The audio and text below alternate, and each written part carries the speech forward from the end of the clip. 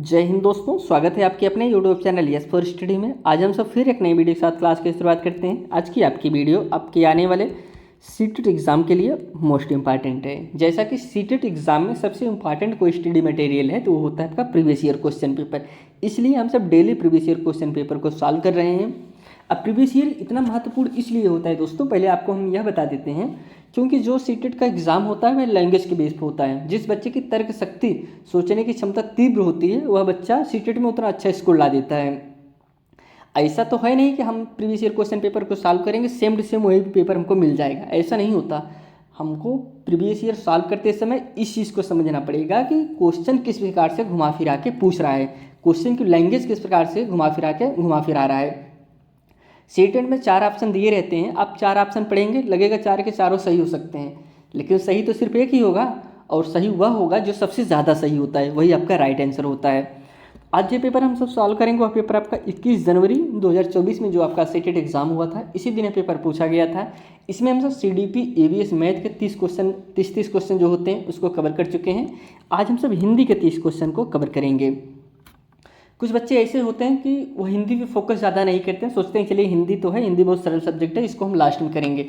फिर वही बच्चे आके कहते हैं कि हमको हिंदी तो आ रहा था लेकिन समय की वजह से हमारा हिंदी छूट गया और हिंदी में हम सिर्फ तुक्का मार दिए, हमारा गलत हो गया।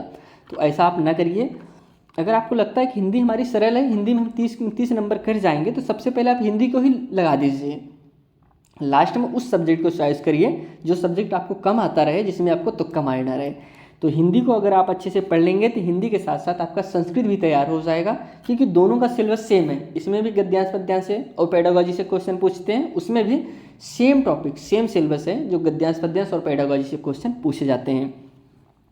अगर आप इस चैनल पर नए हैं तो चैनल को सब्सक्राइब जरूर कर लीजिए। यहाँ पर आपको सीटेट के प्रीवियस ईयर क्वेश्चन पेपर 2011 से लेके 2024 तक, जनवरी 2024 तक जितने भी पेपर हुए हैं सभी आप यहाँ पे पेपर देख सकते हैं। सभी पेपर डेली सॉल्व कराए जा रहे हैं। आपको डिस्क्रिप्शन बॉक्स में लिंक मिल जाएगा, वहाँ से जाके आप सभी क्लासें देख सकते हैं। इस प्लेलिस्ट को आप एक्सेस ज़रूर कर लीजिए। आप इस प्लेलिस्ट में देख रहे होंगे 100+ वीडियो अपलोड किए जा चुके हैं, जो कि सिर्फ आपके प्रीवियस ईयर क्वेश्चन पेपर ही हैं। तो आप इस चैनल को सब्सक्राइब जरूर कर लीजिए दोस्तों। आपके सीटेट के पॉइंट भी से बहुत ही महत्वपूर्ण चैनल है, जो कि आपके सीटेट की कंप्लीट तैयारी कराएगा। साथ में साथ उसकी PDF भी आपको टेलीग्राम चैनल पर डेली उपलब्ध कराया जाता है। तो आइए चलिए आगे बढ़ते हैं और क्लास की हम सब शुरुआत करते हैं। यहाँ से दोस्तों हिंदी के क्वेश्चन शुरू होते हैं। हिंदी में टोटल 30 क्वेश्चन पूछे जाते हैं। 15 क्वेश्चन आते हैं पेडागोजी से और 15 क्वेश्चन पूछे जाते हैं गद्यांश पद्यांश से। गद्यांश पद्यांश की अगर हम सब बात करें तो आपको एक गद्यांश दिया रहेगा, उसको पढ़ना होगा, उसी से क्वेश्चन बने होते हैं। तो सबसे पहले हम सब गद्यांश पद्यांश को हल करते हैं। यहाँ से कह रहे हैं कि निम्नलिखित गद्यांश को पढ़कर पूछे गए प्रश्नों के सही सर्वाधिक उपयुक्त विकल्प का चयन कीजिए। क्वेश्चन 91 से 99 तक गद्यांश यहाँ से शुरू होता है। करें, आंतरिक और बाह्य दोनों रूपों में स्वच्छता और निर्मलता एक बुनियादी आवश्यकता है। मन के शुद्ध और सात्विक विचार आंतरिक स्वच्छता के आयाम हैं। बाह्य स्वच्छता के अंतर्गत स्वास्थ्य, शिक्षा, पर्यावरण, अच्छी सामाजिक और आर्थिक स्थिति का समावेश होता है। बाह्य स्वच्छता का मूलाधार आंतरिक स्वच्छता है। मन की स्वच्छता मानव व्यवहार को दर्शाती है। सत्य, शुद्धता, शांति, प्रेम और सम्मान जैसे आत्म के जन्मजात गुणों का उल्लंघन प्राकृतिक विधि विधान और व्यवस्था का उल्लंघन है। ये तो आपका गद्यांश हो गया। अब इसे जो क्वेश्चन बनते हैं इसी गद्यांश से बनते हैं। पहला जो क्वेश्चन दिया गया है, कह रहे आंतरिक स्वच्छता से संबंधित नहीं है। इसमें क्या नहीं है, आंतरिक स्वच्छता से क्या संबंधित नहीं है? पहला ऑप्शन है निर्मल विचार, सेकंड ऑप्शन है शांति, थर्ड ऑप्शन है प्रेम, या फिर लास्ट ऑप्शन है शिक्षा। तो आंतरिक स्वच्छता से संबंधित क्या नहीं है, शिक्षा नहीं है। Option 4 is right answer. यही गलत है और यही आपका सही आंसर हो जाएगा। अगले क्वेश्चन पे चलते हैं। क्वेश्चन थोड़ा सा बड़ा कर देते हैं।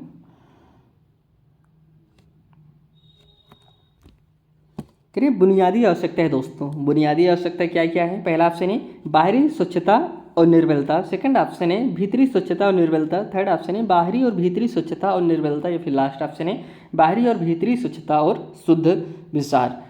तो इसमें जो करेक्ट आंसर हो जाएगा थर्ड ऑप्शन बाहरी और भीतरी स्वच्छता और निर्मलता, बुनियादी आवश्यकता यही है। इसमें जितने भी क्वेश्चन पूछे जा रहे हैं सभी क्वेश्चन आपके वही गद्यांश से ही बने हुए हैं, इसमें अलग से कोई क्वेश्चन नहीं बना हुआ है। अगला क्वेश्चन है, बाह्य स्वच्छता का मूलाधार आंतरिक स्वच्छता है क्या? वाक्यांश का आशय क्या है दोस्तों? फर्स्ट ऑप्शन है बाहरी और भीतरी स्वच्छता दोनों आवश्यक हैं। सेकंड ऑप्शन है भीतरी स्वच्छता और स्वच्छता पर बाहरी स्वच्छता आधारित है। थर्ड ऑप्शन है बाहरी स्वच्छता पर ये भीतरी स्वच्छता आधारित है। लास्ट ऑप्शन है बाहरी और भीतरी स्वच्छता एक दूसरे से स्वतंत्र हैं। तो करेक्ट आंसर इसका हो जाएगा ऑप्शन नंबर सेकंड, भीतरी स्वच्छता और बाहरी स्वच्छता आधारित हैं। Option second is right answer. अगले क्वेश्चन पे चलते हैं।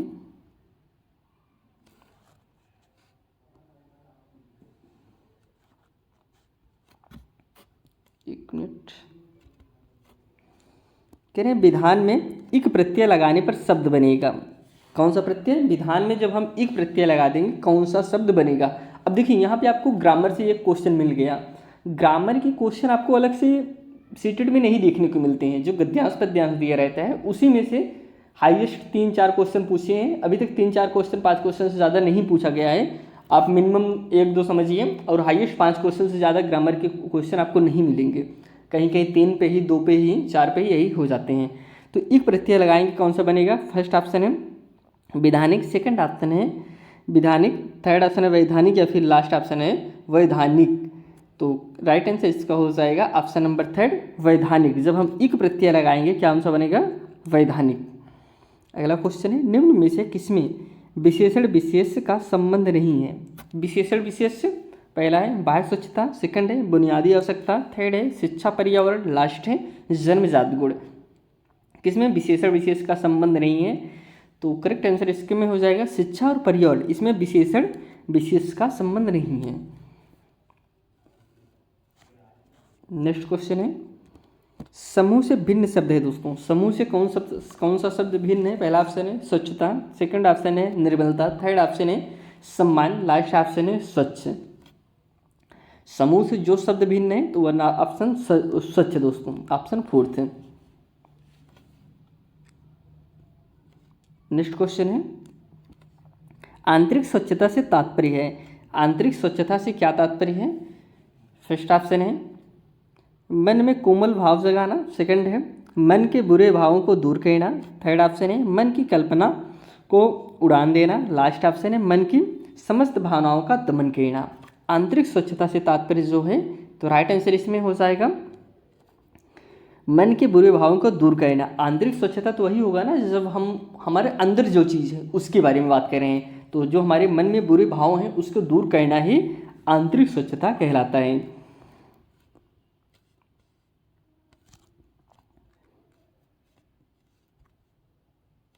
अगला जो क्वेश्चन है, कह रहे हैं बुनियादी में प्रत्यय है दोस्तों।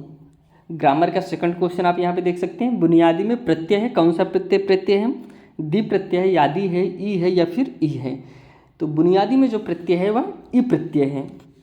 Option third is right answer. अगला क्वेश्चन है, गद्यांश के अनुसार मनुष्य के लिए खाली जगह सर्वाधिक महत्वपूर्ण है। मनुष्य के लिए सबसे ज़्यादा महत्वपूर्ण क्या है उसको आपको बताना है। फर्स्ट ऑप्शन है विचारों और भावों की पवित्रता, सेकंड है शारीरिक स्वच्छता या शुद्धता, थर्ड ऑप्शन है शांति प्रेम और वायु स्वच्छता, लास्ट है शांति वायु स्वच्छता और स्वास्थ्य। तो राइट आंसर इसको हो जाएगा गद्यांश के अनुसार मनुष्य के लिए जो सबसे ज़्यादा महत्वपूर्ण है वह है विचारों और भावों की पवित्रता। Option first is correct answer. Next question में बढ़ते हैं। अब यहाँ से दोस्तों कुछ पंक्तियाँ दी गई हैं, कविता की पंक्तियाँ दी गई हैं, इसको आपको पढ़ना है, इसका आंसर देना है। सबसे पहले हम सब कविता को पढ़ते हैं, फिर उसके बाद जो इससे क्वेश्चन बने हैं 100 से लेकर 105 तक क्वेश्चन, इसको हम सब सॉल्व करते हैं। जो कविता है, कह रहे हैं कि हमें मिली आज़ादी वीर शहीदों के बलिदान से। आज़ादी के लिए हमारी लंबी चली लड़ाई थी, लाखों लोगों ने प्राणों से कीमत बड़ी चुकाई थी। व्यापारी बनकर आए और छल से हम पर राज किया, हमको आपस में लड़वाने की नीति अपनाई थी। हमें अपना गौरव पाया अपने स्वाभिमान से, हमें मिली आज़ादी वीर शहीदों के बलिदान से। यह तो कविता हो गया। अब इससे जो क्वेश्चन बने, क्वेश्चन को हम सब देखते हैं। पहला क्वेश्चन है, कविता में किस छल की बात की गई है? कविता में किस छल की बात की गई है? पहला ऑप्शन है व्यापारी बन हमें गुलाम बनाने के। सेकंड ऑप्शन है व्यापारी बन मिलावट कहने के। व्यापारी बन पैसों के हेर फेर कहने से, या फिर व्यापारी बनने के वेशभूषा धारण कहने के। तो किस छल की बात की, किसकी छल की बात की गई है? तो करेक्ट आंसर इसका फर्स्ट हो जाएगा, व्यापारी बन के हमें क्या किए? गुलाम बना लिए। Option first is correct answer. अगला क्वेश्चन है नीति शब्द में किस प्रत्यय का प्रयोग किया जा सकता है?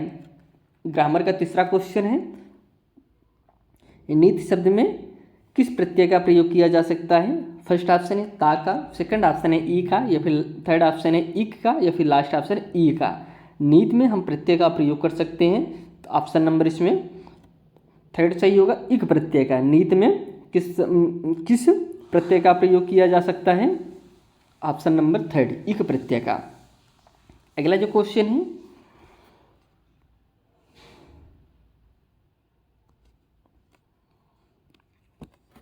स्वाभिमान का संधि विच्छेद आपको बताना है। पहला ऑप्शन है स्वधन विमान, सेकंड ऑप्शन है स्वधन विमान, या फिर थर्ड ऑप्शन है स्वधन अभिमान, या फिर लास्ट ऑप्शन है स्वधन अभिमान। तो इसमें जो कि राइट आंसर हो जाएगा ऑप्शन नंबर फोर्थ दोस्तों। संधि विच्छेद, स्वाभिमान का संधि विच्छेद क्या है? स्वधन अभिमान, स्वाभिमान। अगला क्वेश्चन है देश को स्वतंत्रता प्राप्त करने में लंबा समय लगता था, यह भाव कविता में किस अंश में प्रतिबिंबित होता है? तो पहला ऑप्शन है वीर शहीदों के बलिदान से, सेकंड है कीमत बड़ी चुकाई थी, थर्ड ऑप्शन है गौरव पाया अपने स्वाभिमान से, लास्ट ऑप्शन है लंबी चली लड़ाई थी। राइट आंसर इसमें हो जाएगा ऑप्शन नंबर फर्स्ट, देश को स्वतंत्रता प्राप्त करने में एक लंबा समय लगा था दोस्तों। यह कविता के किस अंश में प्रदर्शित हो रहा है? तो वह हो रहा है ऑप्शन नंबर फोर्थ में, लंबी चली लड़ाई थी, मतलब हमको आज़ादी के लिए लंबी लड़ाई लड़नी पड़ी थी। तो option fourth is right answer. और यहाँ पे आप 1 से 2 क्वेश्चन में नंबर क्वेश्चन पे देखेंगे तो यह आपका ग्रामर का चौथा क्वेश्चन है। अभी तक आपके 30 क्वेश्चन में 4 क्वेश्चन ग्रामर के क्वेश्चन मिले हैं।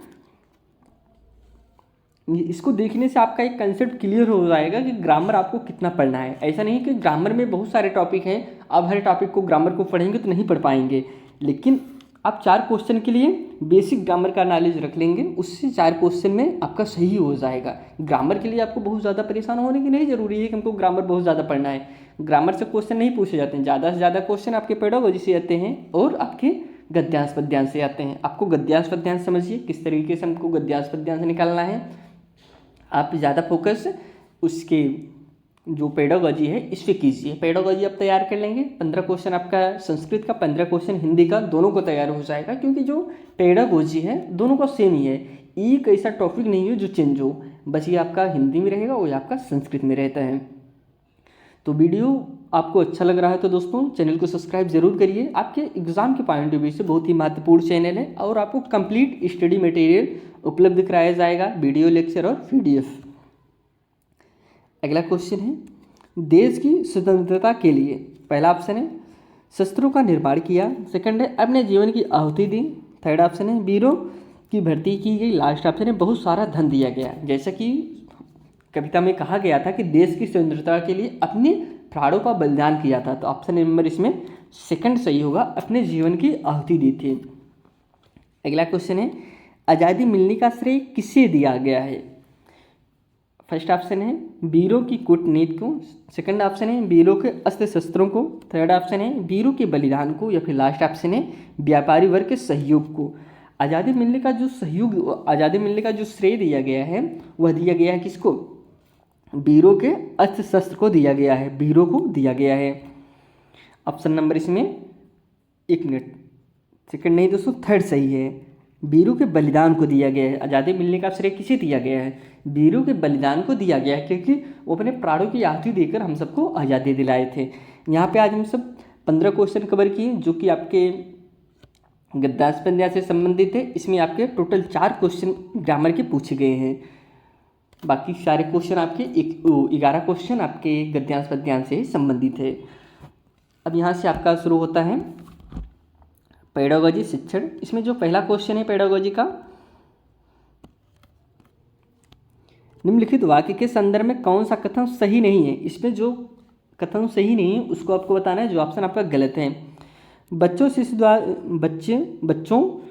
द्वारा सुगीत गीत अलापना किसके तरीके हैं? फर्स्ट ऑप्शन है शब्दावली को समृद्ध करने के, सेकंड ऑप्शन है शब्द और वाक्य संरचना को कंठस्थ करने के, थर्ड ऑप्शन है उच्चारण का अभ्यास करने का, या फिर लास्ट ऑप्शन है अव्यक्त का संवर्धन और वाक्यों की लय के। इसमें राइट आंसर हो जाएगा, इस जो कुछ एग्जामिनर जो आयोग ने आंसर माना था, आंसर सबको बराबर दिया था। कौन किस कथन को इसमें जेड आंसर दिया था, तो जेड मतलब जितने भी सबके लिए एक समान आंसर दिया गया था। इस क्वेश्चन को आप समझिए कि कौन सा कथन सही नहीं होगा। देखिए एक तो होगा कंठस्थ करना, रटंत प्रणाली तो सीटेट में कहीं भी रटना हो, याद करना हो, कंठस्थ करना हो तो गलत होगा। लेकिन अगर हम और भी पहलू को देखेंगे तो और भी ऑप्शन आपके गलत हो जाएंगे। इसलिए कहा जाता है ना सीटेट ऐसा एग्जाम है, अब कुछ 4 ऑप्शन मिलते हैं, 4 के चारों सही लगते हैं, लेकिन वहाँ पे देखना पड़ेगा कौन ऑप्शन सबसे ज़्यादा सही है और कौन ऑप्शन सबसे कम गलत है। तो इस प्रकार से आंसर आप छाट सकते हैं। जो ऑप्शन ज़्यादा सही है वही राइट आंसर होगा, जब गलत पूछे जो ऑप्शन सबसे ज़्यादा गलत हो वही आपका राइट आंसर होगा। इस क्वेश्चन का आंसर आप कमेंट करिएगा। अगला जो क्वेश्चन है, निम्नलिखित में से कौन सा प्राथमिक स्तर पर पुस्तकालय के प्रयोग के बारे में सही नहीं है? पुस्तकालय की बात करें जो सही नहीं है, जो गलत है उसको आपको बताना है। पुस्तकालय एक भंडार गृह के रूप में नहीं देखा जाना चाहिए, बल्कि किस रूप में देखा जाना चाहिए? शिक्षार्थियों को बाल साहित्य की विविध प्रकार की विधाओं को देखने के मौके मिलने चाहिए। सेकंड है पुस्तकों के साथ संलग्नता के सक्रिय परिवेश के रूप में देखा जाना चाहिए। थर्ड है अध्यापक और दूसरे वयस्क भी पुस्तकालय में आदर्श पठन व्यवहार प्रदर्शित कर सकते हैं। लास्ट है पुस्तकालय में पाठ्य पुस्तकों का सशर पठन सर्वाधिक उपयुक्त रूप से हो सकता है। तो राइट आंसर इसका यही हो जाएगा, सही नहीं है तो यही पुस्तकालय में पुस्तकों का सशर पठन सर्वाधिक उपयुक्त हो सकता है। तो ऑप्शन 4 इज करेक्ट आंसर। अगला जो क्वेश्चन है,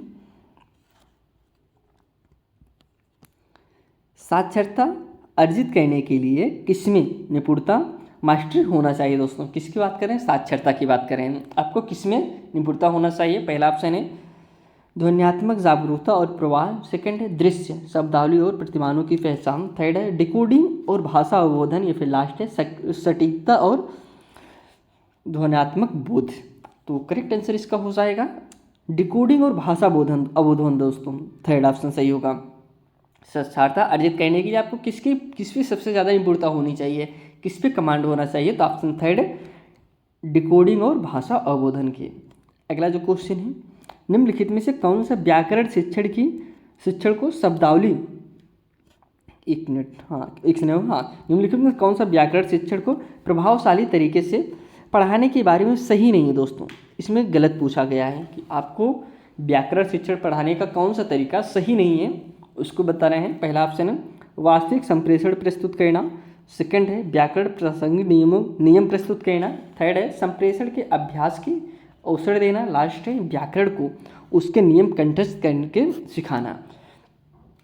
जैसे कि आपको हमने शुरू में बताया था, अभी एक जस्ट एक क्वेश्चन मिला था जिसमें कंठस्थ की बात कही थी, तो आपको हमने बताया कंठस्थ ऐसा शब्द है जो कि निगेटिव शब्द है और सबसे ज़्यादा निगेटिव शब्द है। तो इसमें सही आंसर यही हो जाएगा, यही गलत है, यही आपका राइट आंसर होगा। अगला जो क्वेश्चन है, क्वेश्चन नंबर 1 से 10, कह रहे निम्नलिखित में से कौन सा साक्षरता शिक्षण अधिगम अक्षरों और ध्वनियों के बीच संबंध पर बल देता है? पहला ऑप्शन है समग्र भाषा पद्धति, सेकंड है व्याकरण अनुवाद, थर्ड ऑप्शन है स्थिति परक उपागम, लास्ट ऑप्शन है ध्वनि विज्ञान निर्देश। तो करेक्ट आंसर इसका हो जाएगा ऑप्शन नंबर 4 ध्वनि विज्ञान निर्देश। अगले क्वेश्चन पे चलते हैं।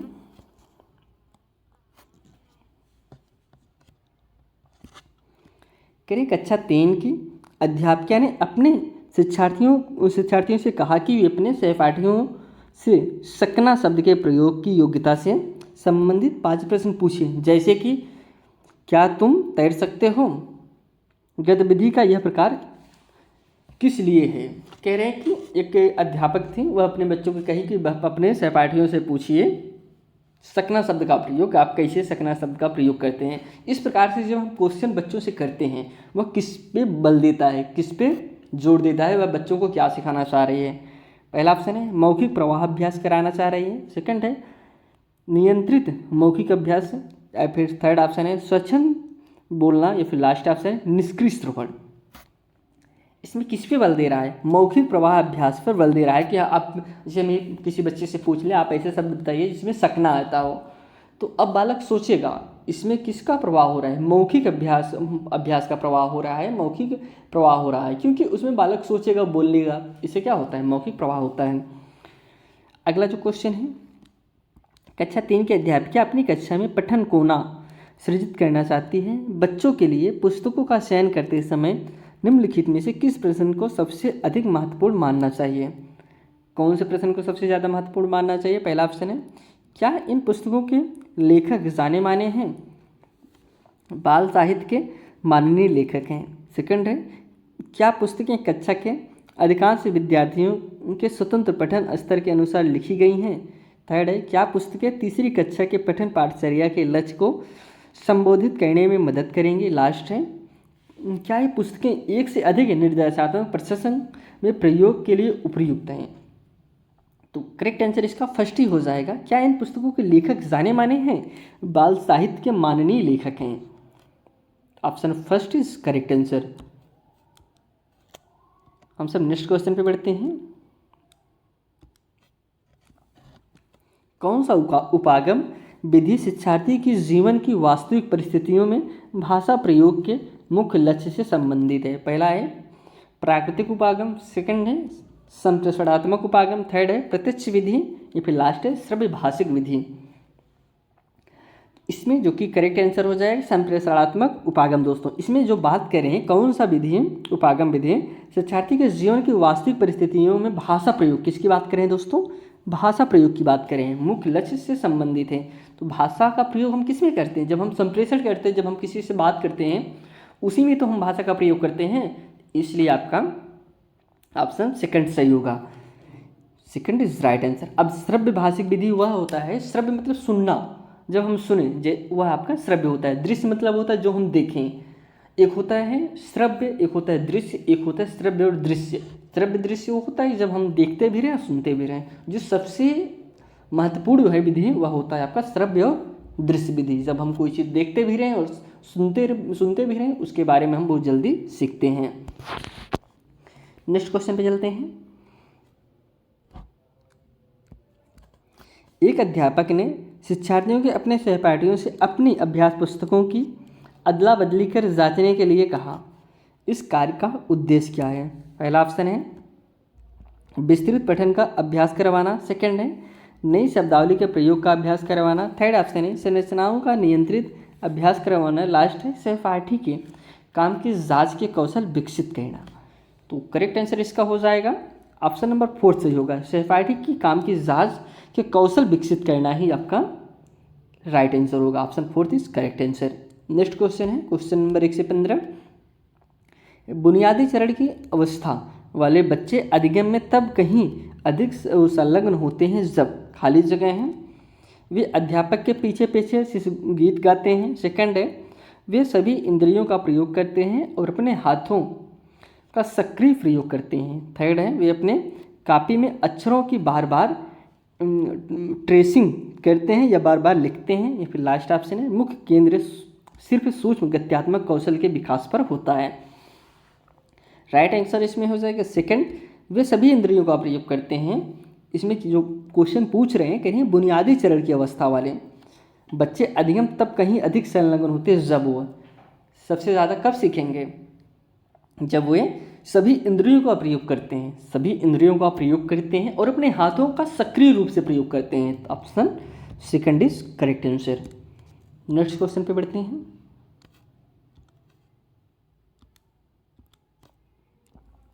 कक्षा 5 की एक विद्यार्थी कहती है, दोस्तों किस क्लास की? कक्षा 5 की। मैं अपना काम अध्यापक को देने से पहले सटीकता के लिए अंतिम फाइनल रूप से भी जांचती हूँ। यह विद्यार्थी लेखन के किस चरण पर है? एक बच्ची है कक्षा 5 की, कह रहे हैं मैं अपना काम जो हम काम किए रहते हैं अध्यापक को देने से पहले एक बार हम जांचते हैं, हाँ हमने सही किया है, फिर हम अध्यापक को देते हैं। इसका वह ऐसा करने पे किस चरण में पहुंच गई है? प्रारूपण पे, पुनः प्रारूपण पे, प्रूफ रीडिंग पे, या फिर सहपाठी मूल्यांकन पे। तो इसका जो कि राइट आंसर होगा ऑप्शन नंबर 3 प्रूफ रीडिंग पे वो प्रूफ ले रही है, हाँ हमने सही किया है कि नहीं किया है, कि जो चीज़ हमने नोट किया है अपने कापी में, अपने फाइल में, वह सही है कि नहीं है। इसका हम जब प्रूफ ले लेते हैं लास्ट में भी, हाँ सही है, तब हम देते हैं, ये आपका प्रूफ रीडिंग कहलाएगा। Option third is right answer.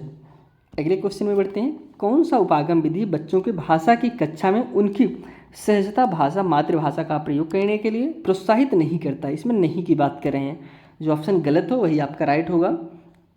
प्राकृतिक उपागम, संप्रेषणात्मक उपागम, प्रत्यक्ष विधि या फिर सर्वभाषिक विधि। तो राइट आंसर इसका हो जाएगा ऑप्शन नंबर प्रत्याक्षात्मक विधि दोस्तों, प्रत्यक्ष विधि। Option third is right answer. यह प्रोत्साहित नहीं करता है। नेक्स्ट क्वेश्चन पे चलते हैं। एक अध्यापिका कक्षा 2 के विद्यार्थियों के लिए विविध प्रकार की शिक्षण अधिगम सामग्री जुटाना चाह रही है। निम्नलिखित में से कौन सा मानदंड टीएलएम के चयन के लिए सही नहीं है दोस्तों? इसमें नहीं पूछा है, जो गलत होगा वही आपका राइट आंसर होगा। अब टीएलएम वह चीज़ होता है दोस्तों, अगर टीएलएम नहीं आप जान रहे हैं, टीएलएम होता है जैसे हम जो बच्चों को पढ़ाने जाए, क्लास में गए पढ़ाने के लिए, जो चीज़ हम यूज करते हैं, जैसे डस्टर हो गया, चार्ट हो गया, तो चाक हो गया, यह सब आपका टीएलएम के अंतर्गत आते हैं।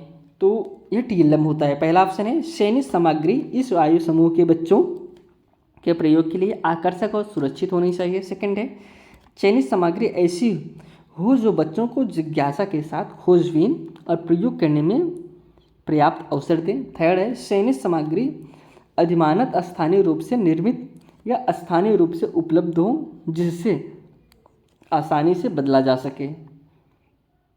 लास्ट है चयनित सामग्री सिर्फ बच्चों द्वारा बनाई गई होनी चाहिए और फिसलन को बचाने के लिए कुछ खुरदरी होनी चाहिए। अब इसमें कौन सा ऑप्शन आपका गलत है? जो गलत होगा वही आपका करेक्ट आंसर हो जाएगा। तो गलत ऑप्शन आपका यही है, फोर्थ है चयनित सामग्री सिर्फ बच्चों द्वारा बनाई गई होनी चाहिए, फिसलन उसको बचाने के लिए कुछ खुरदरी भी होनी चाहिए, यही आपका गलत है। अगले क्वेश्चन पे बढ़ते हैं। राष्ट्रीय पाठचर्या रूपरेखा द्वारा रेखांकित दक्षताओं को प्राप्त करने में प्रत्येक बच्चे की प्रतिभागिता को समर्थन देने वाला समावेशी, स्वागती और आनंदीय परिवेश सर्वाधिक उपयुक्त तरीके से कैसे सृजित किया जा सकता है? फर्स्ट ऑप्शन है तपती हुई धूप में बाह्य गतिविधियों को न करके और आंतरिक गतिविधियों का आयोजन करें। सेकंड है मुख्यतः शिक्षार्थियों के अच्छे स्वास्थ्य और खुशहाली पर ध्यान केंद्रित करके। थर्ड है विकास के विभिन्न आयामों से बच्चों के कार्य का प्रदर्शन करके। लास्ट है रंगीन आकर्षक परिवेश के लिए कक्ष की सजावट करके। तो करेक्ट आंसर इसका हो जाएगा थर्ड, विकास के विभिन्न आयामों से बच्चों के कार्य का प्रदर्शन करके। Option third is right answer. Last question है क्वेश्चन नंबर 120। निम्नलिखित में से कौन सा सिद्धांत बुनियादी श्रेणी का पाठ्यपुस्तक अभिकल्पना का नहीं है? तो इसमें नहीं जो पूछा है गलत ऑप्शन आपको बताना है। पाठचर्या सिद्धांत, प्रस्तुतिकरण सिद्धांत, मूर्त सिद्धांत या फिर तकनीकी सिद्धांत।